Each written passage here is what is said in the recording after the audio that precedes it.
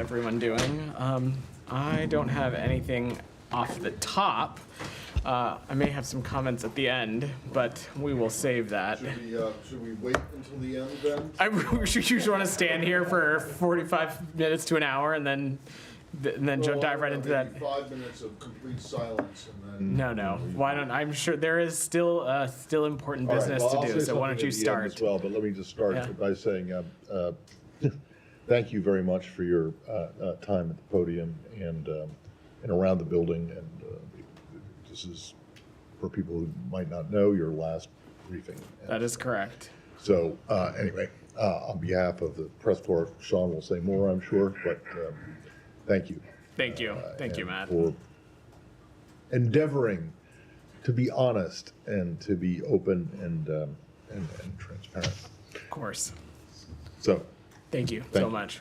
I'll let you take it away. yeah. All right. Let's start with Syria. Sure. So, what is the latest there in terms of your guys' interactions with HTS and others? Sure. And how you see things going forward. Sure, Matt, so it should be no surprise to you, not much has really changed since I talked about this yesterday. We have been in touch, in contact with all the groups in Syria, including HTS. I'm certainly not going to get into the private diplomatic channels, but we have once again, and will continue to stress upon everybody that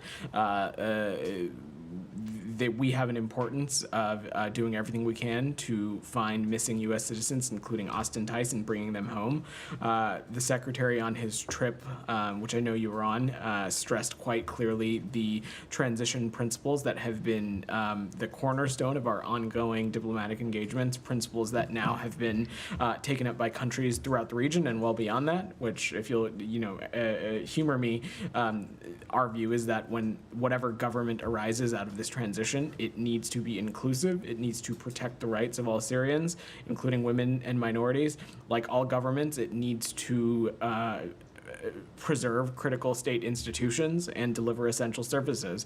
And perhaps most importantly, we want to see a Syria that does not pose a threat to its neighbors or the regions, or Syrians, or Syria being a place that's going to serve as a base for terrorism or allying with groups like ISIS. Also, Syria is a member to the Chemical Weapons Convention and has an obligation to ensure that any chemical weapons are secured and destroyed. That continues to be our North Star when it comes to our engagements as it relates to Syria. Sure. All right, Sean. Sure. Well, we can save all the comments for the end. But echoing Matt, thank you for being accessible. I know sometimes the questions are not always comfortable. Sometimes they're comfortable, but thanks for being accessible. Thanks for actually having the briefings, which hasn't always been the case. Of course. To continue on Syria, could you say a little bit about the situation in the north? The diplomacy on getting a ceasefire or getting truces with the pro-Turkish fighters. So talked a little bit about this yesterday. Our assessment continues to be that the ceasefire in Manbij has been extended, and that is holding, and we're closely monitoring the situation around Kobani. As we talked about yesterday, Sean, that situation continues to be fluid, but we have not drawn the conclusion that we are seeing large-scale fighting. I'm not going to get into some of these private discussions, but we're working very hard to avoid an escalation in the north, and that would certainly be of concern to us because it would limit the ability of our local partners, the SDF, to continue to carry out our shared de-ISIS mission, which has been a top U.S. policy priority in Syria. We'll continue to pay close attention to this, but beyond that, we support the immediate de-escalation and cessation of violence in all parts of Syria, and it's our view that this is the time to increase stability. Sure. I know you said you don't want to get into the details of the negotiations, but I mean, Turkey has publicly said that they want the Kurdish fighters to disarm, and that's sort of a red line for them before going in. Is that something the U.S. agrees with? What's your conversation? So I'm not gonna get into some of these private diplomatic conversations, Sean. Our focus is on promoting a Syrian-led political process while also ensuring a top priority for us, which is maintaining the enduring defeat of ISIS and terrorism that's been investment originating in Syria. Given that we know ISIS exploits instability, it's incumbent on all countries with influence on the ground, including, of course, Turkey, to promote stability, dialogue, and restraint. And ultimately, at the end of the day, Sean, we support Syria's territorial integrity. I'll let others continue. Jenny, go ahead. Staying on Syria, Yeah. but not, where is Roger Carstens? Is he still in Amman? I don't have any specific updates to offer as it relates to Roger. What I can say as it relates to our efforts to locate or ascertain more information on missing American citizens, including, of course, Austin Tice, that is a top priority for us in the region. It is something that we're continuing to engage on around the clock. We are working with counterparts in the region. We are working with interlocutors and making it very clear that this is a key priority for the United States. I don't have any additional specifics on that line of effort to offer for obvious reason, which I'm sure you can understand, but this is something that it will remain a focus for us. And does this department have any comment on Vladimir Putin saying he would ask about Tice's whereabouts after Deborah Tice requested his assistance?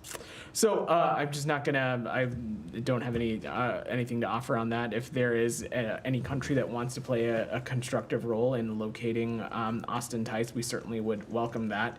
I will note, though, that for the many years that the Russian Federation has been the one to prop up the brutal Assad regime, that Mr. Putin had the opportunity to try and help ascertain the whereabouts or location or information about Mr. Tice, and hadn't done that in any of these previous instances. So I guess actions are going to speak louder than words, but Mr. Putin is welcome to do whatever he wants. What we are focused on is everything that we can do in our disposal. And then I have something on Gaza. Well, sorry, could you just Yeah. move back on? Roger? Yeah. Carstens? So you said you don't have anything specific to say, so is he missing too? He is not missing. I don't have anything to offer. So where as is he? He continues to be in the region, working on Okay. this very important issue. Matt, So he's not back in DC? correct. He's still That out is in the Middle East? correct. He is in the region. I don't have any other updates to offer. Shannon.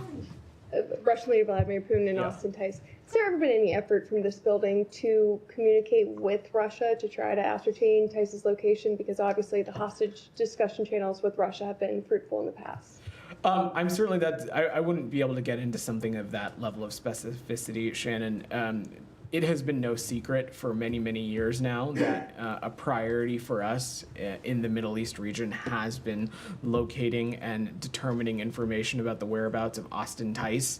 The Russian Federation has known that. Every country in the region has known that. And we have indicated that to just about everybody that this is a key regional focus of ours, and it's ultimately one of our main priorities, the safety and security of the American people. No country on the planet needs an invitation to help us in that work if they feel a responsibility that they have information that can help safely get American citizens home. No one needs an invitation. And I will just echo what I said to Jenny again, is that for years and years, the Russian Federation has been one of the main pillars that has propped up the brutal Assad regime. They certainly were not useful interlocutors when it came to Austin Tice in that regards then. And so, again, actions are going to speak louder than words, and I'm not going to opine about what role they may or may not have to play. Sure, but going forward, since at least Putin's words are indicating that the top of the Russian government wants to play a helpful role now, will there be any effort by the State Department to communicate with Russia to see if those actions will follow up? Again, if a country has a constructive role to play in terms of sharing information about Austin Tice or locating his whereabouts, we certainly would be would welcome any information as it relates to that. All right, Said, go ahead. Thank you, Vedant. I'm not going to wait till the end, so I just want to thank you. Thank you. You know, for always being the perfect gentleman, always calling on me. It is something that I never take for granted. I just want you to know that. You're welcome, So I Said. appreciate every time you called on me. Sure. You know. My pleasure. And now, with that said, let me just ask you on Syria. Yeah. Now, in theory, is it possible for a U.S. official to visit Damascus while the Israelis are still bombing Syria? Are you talking about, is it I'm talking about in a in feasibility theory. sense? Well, Or? I mean, you know, there's expectations that at one point you guys might just go to Damascus. I mean, whether to look at, the whereabouts of Tice or something else? Said, Is it possible, I'm just asking in theory, is it possible to go to Damascus, to go to Syria, while the Israelis are bombing Syria with American weapons? Said, I'm gonna refrain from getting into the theoretical and hypothetical and what's feasible versus not. So let me just say that as it relates to government officials and their travel to Syria, U.S. government officials specifically, I don't have anything to announce at this time. We're continuing to assess the situation and consider when it might be appropriate for us to send personnel into Syria beyond our previously discussed concentrated presence in the Northeast. Yeah, but it would be, natural to expect that you would call on the Israeli to cease and desist while Said, U.S. officials are there, right? In any corner of the world, we of course take the safety and security of our diplomats doing just about anything that is tantamount to us. I certainly appreciate the point that you may be trying to make. As it relates to government official travel into Syria, I just don't have anything to Okay, announce for you. I'm going to Gaza and the Palestinian Sure. issue, if you allow me. Yeah. Yesterday, or this morning, I think, the Secretary of State said that it's, he keeps saying this, that Hamas should realize that the cavalry is not coming to save them. Is he basically saying that Hamas ought to surrender? Is he basically saying Hamas ought to surrender? Well, Saeed, when you look at the trajectory of this conflict and the things that we have we've been working so tirelessly on, of course, what is required here for this conflict to end is an agreement between two parties, of course, Israel and Hamas, and we have seen time and time again Hamas's unwillingness to engage in good faith, its unwillingness to accept deals that have been on the table.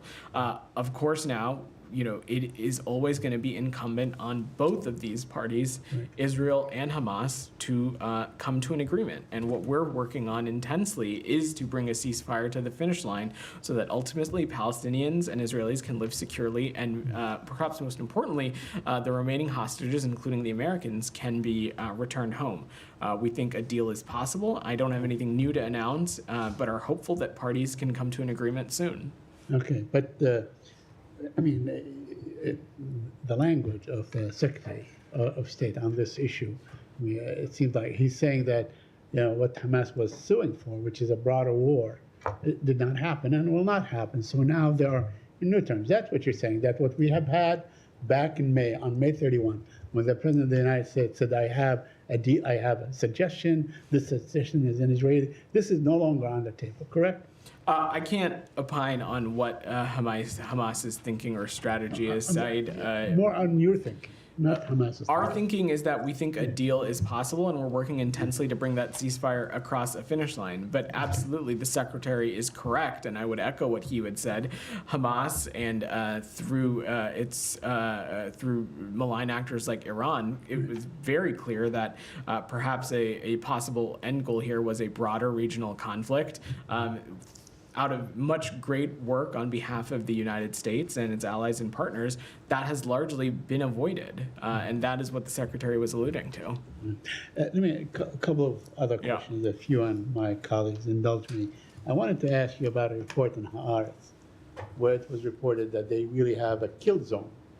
And it doesn't matter, children or not children, whatever it is, they kill. I wonder if you saw such a report and if you have any comment on it.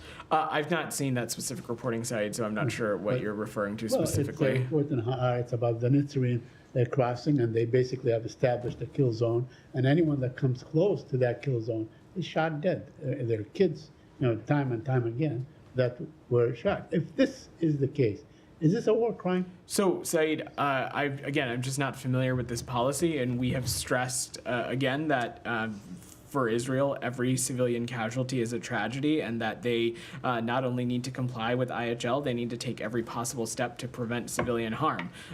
Broadly, though, we of course support Israel's right to defend itself, but as it relates to this, I will defer to the IDF to speak to any operational adjustments they may or may not be making in the region. I'm just not familiar with this. Okay, and finally, I want to ask you about aid. It seems that 1/3 of the aid required has entered Gaza since the beginning of December. Do you have any comment on that? Because I know that you guys were, pushing for more aid. There was that famous letter and so on. So where are we with aid now? These are conversations we continue to have with counterparts in the region, including with our Israeli partners. We're stressing that every possible measure needs to be taken to open more border crossings, do everything we can to open more commercial corridors, and really take additional steps to bolster the humanitarian flow into Gaza. I believe it was a number of weeks ago I talked about some of the steps that have been taken by the IDF and COGAD and others to help be on the right track. We continue to think that is the case, but this is there is no silver bullet here, and we're going to continue to pursue this at all angles. Yeah, go ahead. Yeah, sure. Just Human Rights Watch. Yeah. I know you commented on Amnesty released a report, but Human Rights Watch released a report accusing Israel of genocide. I believe also today, Doctors Without Borders had a report that's accusing Israel of ethnic cleansing. I'm not in suspense about what your response is going to be, but what does the U.S. feel about this? Do you think that there's something to it, something worth checking out? How do you feel about? So first, why don't we break those into two questions, Sean? First, I will defer to Doctors Without Borders to speak to the details of their report. What I can say is that even within their report, they make pretty clear that they don't have the legal authority to determine intentionality, and I certainly don't have an assessment from the U.S. government to offer today as it relates to ethnic cleansing. But we continue to appreciate the important role that's played by civil society organizations, including Doctors Without Borders, and we're deeply concerned about the scale of civilian harm in this conflict, and we're continuing to emphasize that the parties need to comply with IHL. But most importantly, it is because of the circumstances and the crises that we're seeing that we are working so tirelessly on an agreement to stop the war and bring all the hostages home, and ultimately improve the humanitarian situation and get us on a path to an enduring resolution to the conflict in Gaza. That's what we are squarely focused on. On Human Rights Watch, separately, it should come as no surprise that we disagree with the conclusions in this particular report. Certainly appreciate the role that groups like Human Rights Watch have played over the course of this conflict, but also other conflicts around the world. We disagree with the conclusions, and we have not concurred with past findings regarding genocide, and we do not now, and we do not believe that term applies here. Now, if you all remember, when it came to the National Security Memorandum Report, NSM 20, as some of you like to call it, we previously had said that it's reasonable to assess that the IDF in certain instances didn't meet its IHL obligations. But on something like genocide, that is just a conclusion that we disagree with. We've disagreed it when other entities have come to this conclusion, and do so here. But ultimately, again, I'll stress the same point that I said in the context of Doctors Without Borders, is that we're continuing to work towards an agreement to stop the war, bring all the hostages home, and put us on a path to a resolution to the conflict in Gaza. Just briefly, Yeah. one thing specifically Human Rights Watch is saying to base this on is water access, saying that, I don't have it in front of me, but that a large number of civilians likely died because of lack of water access, and what they're saying is Israeli actions causing that. What's your assessment of that? I mean, is that a reason to... is that an equally concerning finding, and why does the U.S. not think? So certainly we need to be doing everything we can to ensure that water access is strong, and that everybody who needs water in Gaza is able to get it. That is something that we have stressed when we've talked about the influx of humanitarian aid, of the need for products like water and food and shelter and medicines. But again, specifically, when it comes to a determination of something like genocide, the legal standard is just incredibly high. And so the finding in this scenario, we just disagree with. That does not take away from the fact that there is a dire humanitarian crisis in Gaza. And it doesn't take away from the fact that, of course, there are so many in Gaza who are struggling from water scarcity. And these are the kinds of things that we're continuing to press with partners in the region, including with Israel. This report is not a lone thing. Did not come out of the blue sky. I mean, 2 weeks ago, there was the Amnesty International report saying exactly the same thing. It's genocide. Other organizations said the same thing. So you will continue to dismiss this but the facts on the ground speaks of genocide. Organizations not affiliated with the U.S. government have the right to draw any conclusion based on their analyses that they want to, and they can. And we certainly welcome the work that they do. But on the perspective of the U.S. government, we'll stress again, as I did stress in the scenario of Amnesty International, that this is not a conclusion that we agree with. Jenny, go ahead. How is the U.S. government making these conclusions, given you have no one on the ground in Gaza? Jenny, the point that I'm making is a broad one, that the legal standard for genocide is incredibly incredibly large. But you've also heard us say previously, and I just spoke about that in NSM 20, we made the conclusion that it was reasonable to assess that the IDF in certain instances didn't meet its IHL violations. But in the context of genocide, we just disagree with this conclusion.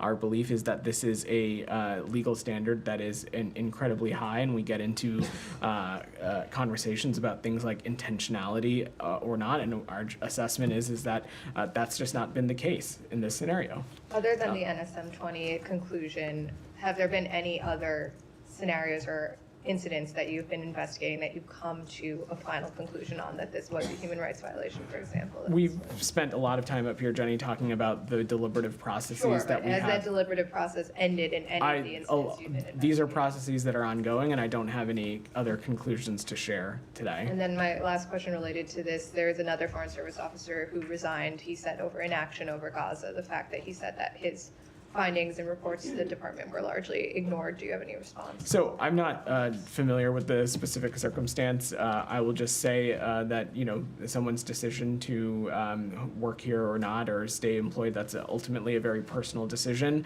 I will say that from the president on down and the secretary, we welcome and encourage differing points of view, dissenting points of view. We think that the end product is, again, better public policy. This is nothing that you haven't heard me say before. And I will say that when it comes to our policy as it relates to the Middle East, particularly our policy as it relates to the conflict in Gaza, this is something that we continue to be incredibly deliberative about, and we welcome varying points of view on what our aim is. But at the end of the day, I will just say again is that we are working tirelessly to do everything we can to get this ceasefire proposal across the finish line and stop the war and bring all the remaining hostages home. Sorry, can I just? Yeah, go ahead. Well, the question was about, and maybe this should be directed to Jen, this is about the guy who resigned in July, And just came forward. 5 months, Yeah. more than almost 6 months ago. Was there a question? No. No, well, no, I just wanted to make sure No. I understood who it was. Got it. Janie, go ahead. Thank you, Vedant. Two questions on South Korea, Yeah. Russia, and North Korea.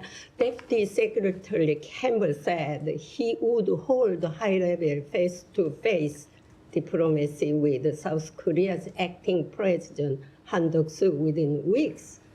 In South Korea, the top diplomacy and the security officers are currently suspended their work and arrested. The South Korean opposition party's impeachment bill includes a diplomatic assessment. My question is it possible for South Korea and the United States have normal diplomacy in this situation? And do you think diplomatic evaluation can be grounds for impeachment? So let me just make two broad points first, Janie, that I want to be very clear about. First is that we strongly support the Ironclad Alliance that joins our two countries together, and that's done so much over the last few years, especially under the Biden administration. In recent years, the alliance has made enormous strides, and the United States looks forward to partnering with the ROK, achieving further progress. But if you recall, on the Secretary's trip, he said the most important thing as it relates to the current issues ongoing in South Korea is that the Republic of Korea has demonstrated its democratic resilience, and that's something we strongly support, and we strongly support the Korean people throughout this process. We've seen what's happening. We've seen it follow peacefully a process that is clearly laid out in the ROK Constitution, and we're continue to be ready to work with acting President Han and the ROK government. And we'll look forward to sharing engagements in the future should any get scheduled. Second question Yeah. now. President Putin has been called to the International Criminal Court as a war criminal who started the war in Ukraine. Should North Korea's Kim Jong-un, who is helping Putin in the war, also be referred to the International Criminal Court? I don't have a legal determination or an assessment to offer on that, Jenny. What I can say is that the DPRK continues to be a regime that represses human rights, and not only that, is a volatile regime that has contributed to much of the destability that we're seeing, not just in the region, but also encroaching in other areas like Europe as well. Thank you. Can I follow up on- sorry, Yeah, can I go. follow up on Korea? Yeah, of course. Just briefly, South Korea said yesterday that it estimates that at least 100 North Koreans have died so far fighting on behalf of the Russians.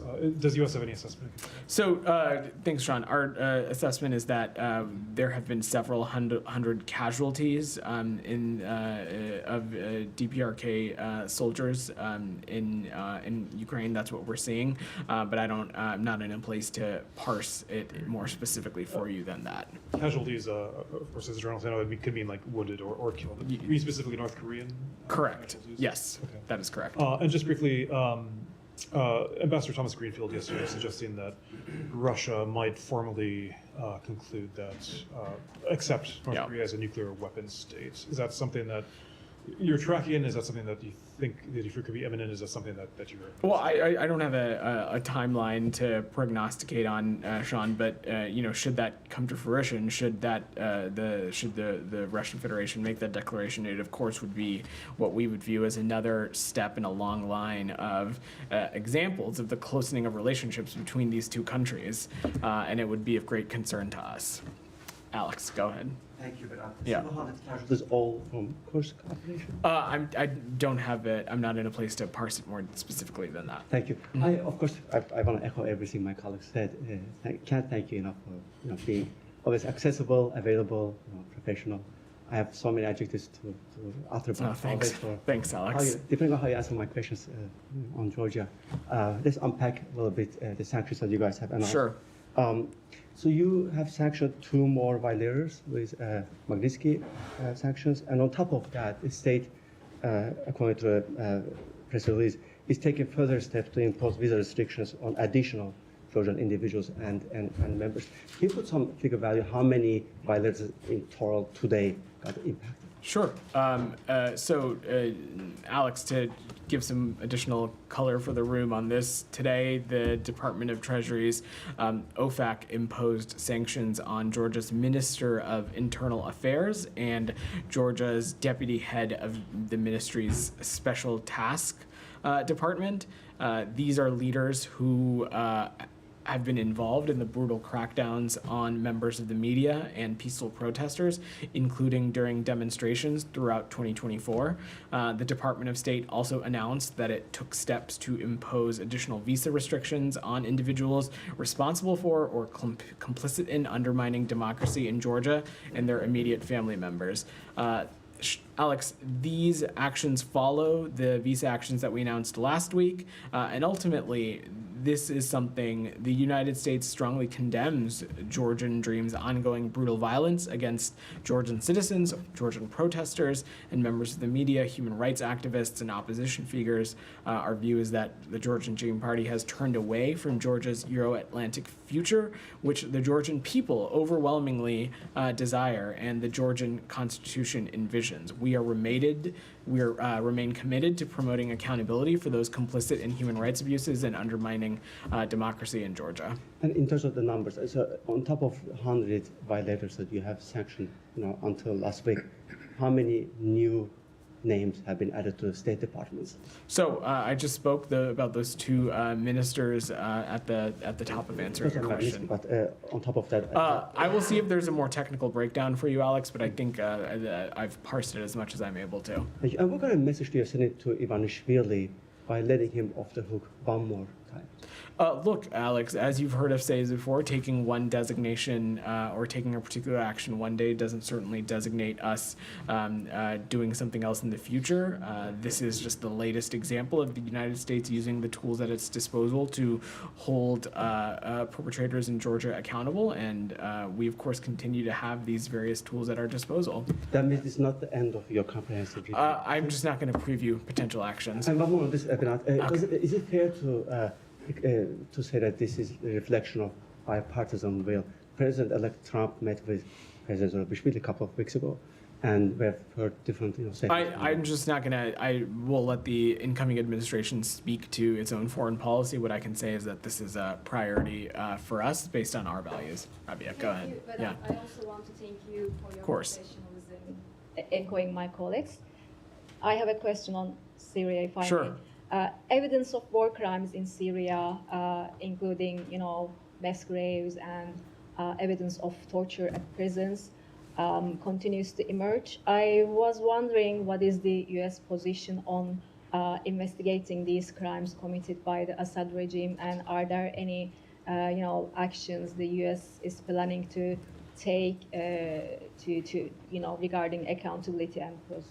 So the Assad regime, let's be very clear, the Assad regime brutalized, detained, disappeared, tortured, and killed hundreds of thousands of people in Syria. And now, at long last, the Assad regime has fallen. That is a fundamental act of justice. It is a moment of historic opportunity for the long-suffering people of Syria to build a better future for their proud country. It's also a moment of risk and uncertainty. And what we are focused on is looking to work with our partners, with the stakeholders in Syria, with the Syrian people, to seize this opportunity and manage that risk. And going forward, what we're going to do is engage with all communities in Syria to establish an inclusive transition away from the Assad regime toward an independent, sovereign Syria that respects human rights, takes all precautions to protect civilians, and upholds international humanitarian law. We want to establish an infrastructure to support Syria's neighbors, including Jordan, Lebanon, Iraq, Turkey, and Israel, should any threats arise from Syria during that period and transition. And we want to maintain our mission against ISIS and protect our forces against any threats, maintaining security of detention facilities, displaced persons camp, etc. But on the accountability on these, war crimes, do you support any, international or independent investigation into Assad regime's war crimes, potentially maybe referring him on, or the regime officials to the ICC? So, Rabia, in practicality, I'm just unsure how that would ultimately work, given that Mr. Assad is not in the country. And ultimately, that is something that it is for the future governance of Syria and the representatives of the Syrian people to determine. Make no mistake, the Assad regime is one that brutalized, detained, and killed hundreds of thousands of people in Syria, and something that we think is incredibly serious and concerning. But the Assad regime has fallen, and that in itself is an act of fundamental justice. We are now focused on doing everything we can to engage with stakeholders in Syria, first and foremost, the Syrian people, to chart a new path forward. Do you plan to, engage or cooperate with the new government in Damascus to identify these, war criminals? We are engaging on a variety of areas. Go ahead. Thank you. Yeah. First of all, you have no idea how much I'm going to miss you. Because, whenever I ask question about South and Central Asia, that's my topic. You have always a lot of words making headlines in India, Pakistan. So thank you so much for Here to taking my help. questions. Thank you. So with that, the Pakistani government has criticized the United States for imposing new sanctions against country's long-range ballistic missile program, labeling the move as double standards. How would you respond to this? So let's take a step back. The U.S. is committed to maintaining the global non-proliferation regime, and Pakistan is an important partner in that. However, we have been clear and consistent about our concerns with Pakistan's long-range ballistic missile program. It is a long-standing U.S. policy to deny support to Pakistan's long-range ballistic missile program. the Department of State will continue to use sanctions and other tools to protect our national security and ensure that U.S. exporters and U.S. financial systems cannot be abused by proliferators. And it's our hope to continue to engage instructively with the Pakistani government on these issues. Many analysts in Pakistan believe that with these sanctions, the U.S. is trying to target Pakistan's nuclear program. Is it true? Does the U.S. have concerns about Pakistan's nuclear program? So these designations are based on our concerns regarding Pakistan's long-range ballistic missile program, but they don't affect other areas of U.S.-Pakistan area cooperation, which we have a great deal of. Yeah, go ahead. Thank you, Nizam. Yeah. This is Sharabat Hussain from Weekly Bangladeshi and television. The family members of military army officers have filed a complaint with the International Crime Tribunal against 57 people, including former Prime Minister of Bangladesh, Sheikh Hasina, in connection with the BDR killing in Dhaka's Pilkhana. The complaint was filed by family members by advocate Uday Shamir, filed yesterday, or today actually, this morning. So do you have any comment on that BDR killing case for Sheikh Hasina? I've not seen that latest reporting, but I'm happy to check with the team and see if we can get anything for you. Sean, go ahead. Wanted to see if Paul Watson, the Wayland activist, maybe this was in their bingo card for one of your last questions, but Greenland, the Danish authorities in Greenland have freed him. They refused to extradite him to Japan, which wants him. He's a U.S. citizen. Does the U.S. have any comment on this? We don't. This is largely, it seems like a matter for other jurisdictions. I'm happy to check if we have any perspective to offer, but don't have anything to share as it relates to this. In the back. Thank you very much. Yeah. With regards to the sanctions announced against Pakistan's entities contributing to ballistic missile, had it not be better if it would have been resolved diplomatically? Do you think that these restrictions will have any kind of restricting effect on Pakistan? So I kind of just answered that question. Look, these sanctions are in place because of our long-standing concern about Pakistan's long-range ballistic missile program. It is not meant to color the other areas of cooperation that we have between the United States and Pakistan. We expect those areas to continue to go forward. Taka, you had your hand up. Yeah. Today, Yeah. he took 76 questions, and he said Russia is ready for negotiation and compromise with Ukraine. So how do you take that his comment? I don't think anything. I don't really take anything or have a particular reaction. We have long said that it is up to the Ukrainian people and the Ukrainian government to decide what path it wants to take as it relates to the ongoing conflict in Ukraine. This administration has been proud to be to unearth the kinds of assistance that we've had economically, militarily, and others to continue to support our Ukrainian partners. And our focus is doing everything we can to continue to put them in the strongest position possible. Goyle, go ahead. Thanks. Two quick questions. One, if you want to talk about the U.S. and India space delegation, what are we doing about this space agreements and missions? Can you be a little bit more specific about what you're referring to? There were Indian ambassador and deputy secretary. They went to Houston as far as this as a delegation for space mission or space agreements between the two countries. Yeah, so we put a readout out about Deputy Secretary Campbell's travel to Houston. He was accompanied by Principal Deputy National Security Advisor John Feiner and Ambassador Quatra. They had some important engagements with space officials related to India, and I would just point you back to that readout.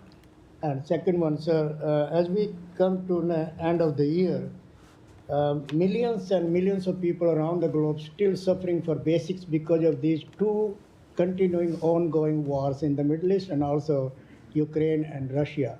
So they are hoping still when these wars will end and they will have better lives ahead for them. So that is something that we are focused increasingly on, is doing everything we can in the context of Ukraine to make sure our Ukrainian partners are in the best position possible, that they are in continue to be in a place of strength. We have stressed that no decision about Ukraine can be made without Ukraine as part of that conversation, with that part of the table, and that will continue to guide our strategy going forward. Thank you. Go ahead. Yeah, you. Thank you very much. So Pakistan's Ministry of Foreign Affairs called double standard what you did with the missile sanctions. So I have a broad question. So you sanctioned whole Georgian Interior Ministry because of undermining democracy. Meanwhile, you sanctioned Pakistan ballistic missile program, but Pakistan called is necessary for strategic defense. So at the very moment, you have a big embassy in Pakistan and they have observations and they overlook November 26 incidents in Pakistan. There are actors who are undermining democracy over there. They are attacking, crackdowns on protesters. So categorically, you are doing things that are linked with Pakistan strategic defense. But regarding democracy, you have some different standards. So isn't that double standards, we can say? No, not at all. And I think it's highly inappropriate to try to compare situations in countries as if they are apples and apples. That is simply not the case. Each country is different. Each circumstance is different. These sanctions that we made in Pakistan are rooted in, as I have said now 3 times, our longstanding concerns about their long-range ballistic missile program. It is not a bearing on other areas of cooperation between us and Pakistan, and our sanctions in Georgia have been in large part because of the crackdown that we have seen and the turn that we have seen the Georgian Dream Party take, which in our view is not just a turn away from Georgia's constitution, it's a turn away from the will of the Georgian people. And ultimately, though, we of course are going to stress the importance of democracy and governance everywhere in the world. Go ahead, Alex. I'll give you the last question. Armenia, please. Sorry? Azerbaijan, Armenia peace efforts. You guys have invested immensely into these peace efforts. You told me a number of times from the podium that this is the topic the secretary personally was interested in. How frustrated are you that your efforts not panned out? You know, Alex, we try not to focus on frustrations and just continuing to do the work. Secretary Blinken has long said on a lot of areas that it's the so many days of just hard work until something comes to fruition. I probably really butchered that quote, so you'll forgive me. But this continues to be an area of vital importance to this administration and to this secretary, and we'll continue to work at it till our last day in office. Okay. Hold on. Yeah. There is at least one lawsuit, I believe, that's being filed today on behalf of Palestinians, Palestinian Americans, LPRs and family members, that basically is suing or is about to sue the State Department for not evacuating them from Gaza at any time. I realize that you won't talk about a pending lawsuit. Sure. But is it the State Department's belief that it has a legal obligation to evacuate or rescue American citizens from places where there is a conflict going on? So you're absolutely right, Matt. I'm not going to get into commenting on this, given that it is pending litigation. I'm also not going to opine on our legal obligations or not, because I am not a lawyer. But what I can say is that that you don't need to be a lawyer. Does the State Department think that it has a legal obligation? I'm just not in a place to offer a legal assessment. To rescue or to evacuate American citizens.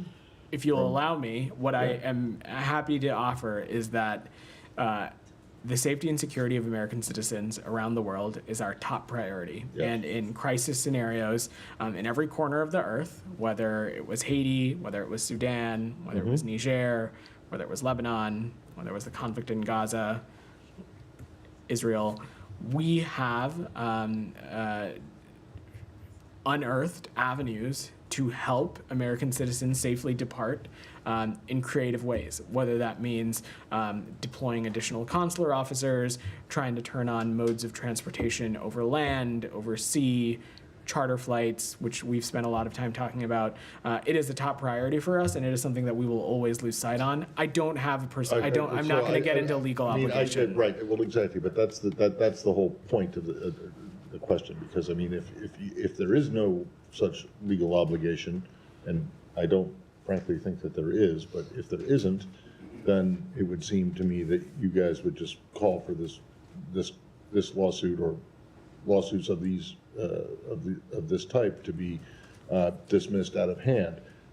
It's completely understandable that you would have some kind of, that you would feel a moral obligation or some kind of an obligation to help, but the question is whether it is a legal requirement. To which I don't have an assessment for you on the legal requirements of not. So, all right. I'm gonna just, if you give me a point of personal privilege, because as Matt mentioned, and as many of you talked about at the beginning, today is my very last press briefing of the Biden administration.